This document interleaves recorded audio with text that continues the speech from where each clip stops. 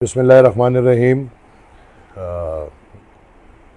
जैसे कि आप सब जानते हैं कि कल चारसद्दा में हमारे लिए एक बहुत बड़ा अफसोसनाक वाक़या हुआ है और हम बज़ात ख़ुद तमाम दोस्त सब इस घराने और इस मुश्किल वक्त में इन सब के साथ इस दुख में खड़े हैं और एक मुश्किल से गुज़र रहे हैं। लेकिन इस वीडियो का पैगाम मेरा मकसद इस वीडियो का एक पैगाम देना है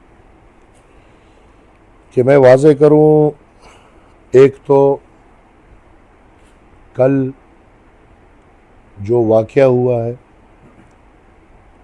और उसको पस मंज़र में देखें और अब जो हो रहा है।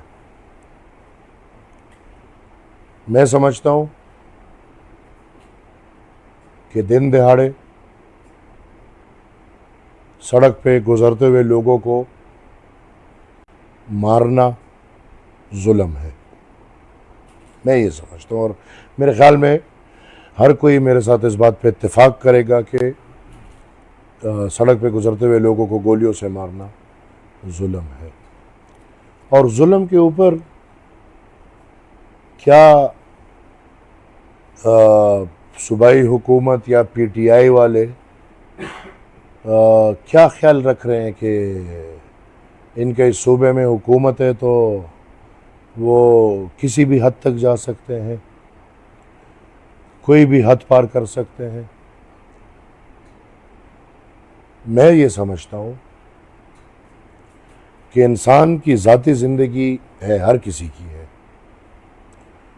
और ज़ाती ज़िंदगी में हर किसी के मसाइल भी आते हैं और हल भी होते हैं और चलते भी हैं। अगर हम ज़ाती मसलों को ज़ाती रहने दें तो मेरे ख़्याल में उसमें भलाई सबकी है, ना कि हम ज़ाती मसलों को सियासी रंग दे और फिर बतौर हुकूमत इधर तक आवाज़ें आ रही हैं कि भाई सेक्टर 7 है, चीफ मिनिस्टर हाउस से फ़ोनें आ रही हैं,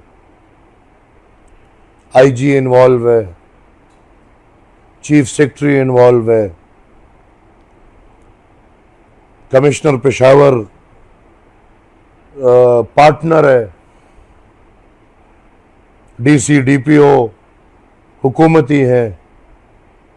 तो इसका ये मतलब है कि आप दिन दिहाड़े लोगों को गोली मारें और फिर ऊपर से एफआईआर भी अपनी मर्जी का कराएं और ऊपर से जो मजलूम है, जिनके साथ जुल्म हुआ है, उनके ऊपर मज़ीद जुल्म करें। क्या ये इदारे, ये पुलिस, ये सब कुछ इसलिए है कि वो ज़ाती मसाइल में घुसकर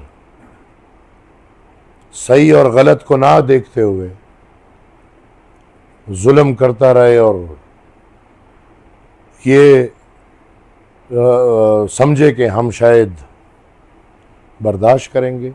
ये नामुमकिन है। अगर एक मसले को सियासी हल या सियासी शक्ल देते हो तो फिर ये सब खुल के सुन लो। ये मैं खुलेआम कहता हूँ कि अवामी नेशनल पार्टी का वर्कर अल्हम्दुलिल्लाह मेरी फ़ख्र है, मेरे बच्चों की तरह है।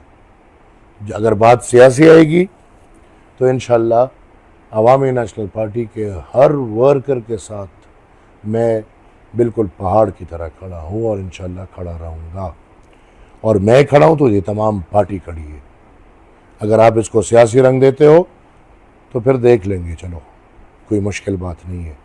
लेकिन मैं फिर भी कहता हूँ इसको सियासी रंग ना दिया जाए। मैं वार्न करता हूँ सेक्टर वाले, कोर कमांडर के दफ्तर वाले, बिल्कुल इन मसलों से बाहर जाएं। इन मसाइल में आपका घुसना मेरे ख्याल में कोई ज़रूरत नहीं है उसकी। IG, chief secretary, commissioner Peshawar, ये जो सरकारी लोग हैं मैं उनको तंबिया कर रहा हूँ। DC Charsadda, DPO Charsadda, investigation वाले, अगर हमें पता चला कि आप पार्टी बने हैं तो आप याद रखें कि आप भी इसी अवाम में रहने वाले लोग हैं।